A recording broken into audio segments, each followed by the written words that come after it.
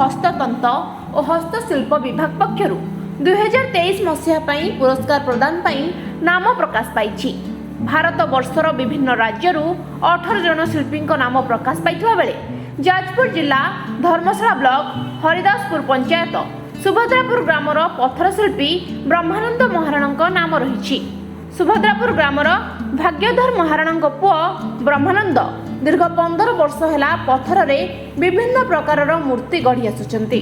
तांको मूर्ति भारतर विभिन्न स्थानरू लोके नेबा सह भारत बाहर मध्य लोके नेबा पई आसीथांती। जातीय हस्तशिल्प पुरस्कार पई विवेचित होइथिबा मूर्तिटी गढ़िबा पई तांको 12 मास समय लागिथिला बोली से कहिसंती। दीर्घ समय व्यवधान परे से निज जादूगरी कला रे पत्थर रे खोदेई करी जोगेश्वर कृष्णक मूर्ति को अति निखुण भाव में तैयारी करी एही पुरस्कार पाइबा को योग्य विवेचित होइचंती। एहा जानिबा परे से निजको भाग्यवान मने करिबा सहित गर्वित अनुभव करिसंती। एथिलागी से निजर बड़ भाई अनंत महाराणा, गुरु महेश्वर ओझा, पद्मचरण ओझा, रत्नाकर ओझा प्रमुख गुरु मानंकु श्रेय दैछंती। सामर्थ्य रे परिपूर्ण होउछि आम ओडिशा।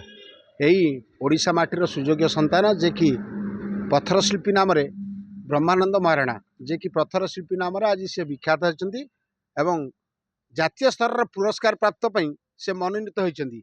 से यही पत्थर कारुकार्य रे परिपूर्ण युवक जे कि पत्थर कारुकार्य रे से संपूर्ण परिपूर्ण थांती एवं निजे नियोजित करि पत्थर कारुकार्य पई। आमे आसी पहुंचलु जाजपुर जिला धर्मशाला ब्लॉक हरिदासपुर पंचायत सुभद्रापुर गाँव में। यही गाँव में ब्रह्मानंद महाराणा जे कि पत्थर शिल्पी भाव में जातीय स्तर पुरस्कार पई मनोनीत होती।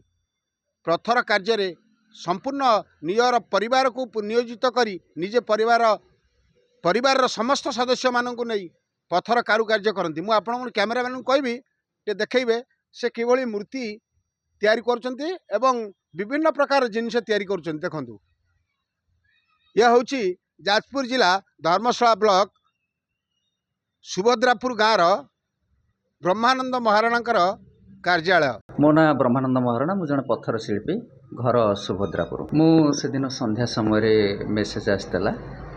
मु जिते मेसेज देखिली मु भी विश्वास करि पारिलेनी। तापर मो कतिक फोन आसला, गुरुजन मानकर फोन आसला मध्य। से माने मते कहिले आपण सिलेक्शन होइचंती, आपण देखिलेनी। मु भी विश्वास करि पारिलेनी एते बड़ सम्मानर अधिकारी हेबी।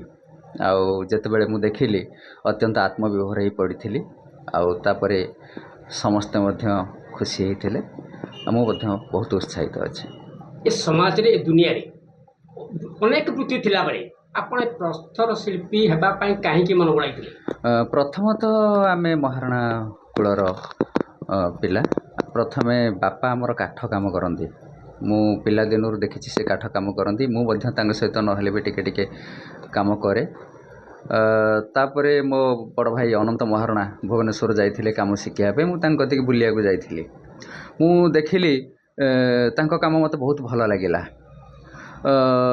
तांको जेतेबेले तांको काम मु देखिली से मध्य खंडे खंडे पत्थर जेतेबेले घर को आनंती मु नहेले मध्य से काम टिके टिके करिया पई चेष्टा करे।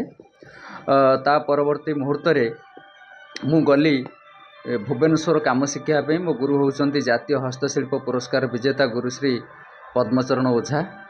परवर्ती मुहूर्त रे जातीय हस्तशिल्प पुरस्कार विजेता श्रीजुक्त महेश्वर ओझा पाखक गली गुरु शिष्य परंपरा तालीम कार्यक्रम रे तालीम नेबा पई।